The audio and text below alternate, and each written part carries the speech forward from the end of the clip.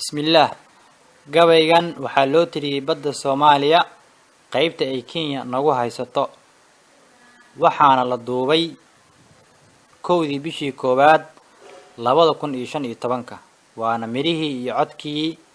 abwaan qaran hadduu gabay bahalyow iyo baahi ka keenin buuraha markuu maraad bilicsanaysaa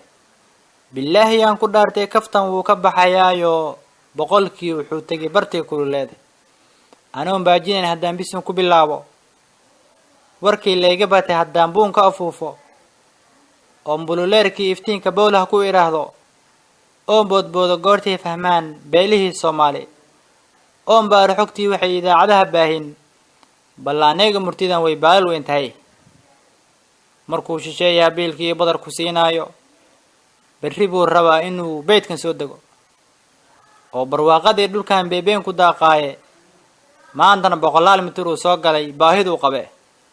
dhul balaarsi buu wadaa baayacaan jirine macdantii birtuu la bixi babaha ka siinaayo xeebtii ugu barwaaqsaneed buu joogaa baryahani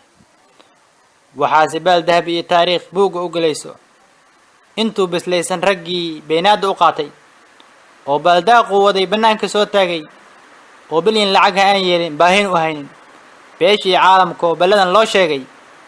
Kenyadan badeeni kala baraynayso ballanteena waa inaan diina ballankooda allow baaqaan diray basharka loo sheego allow balaaqadan wada 100 kun ay gaarto allow baahana cadow biyahan aan siine waad ku maasantay qaabka wanaagsan u dhageysatay gabaygii badda Soomaaliya ee uu tiriyay abwaan qaran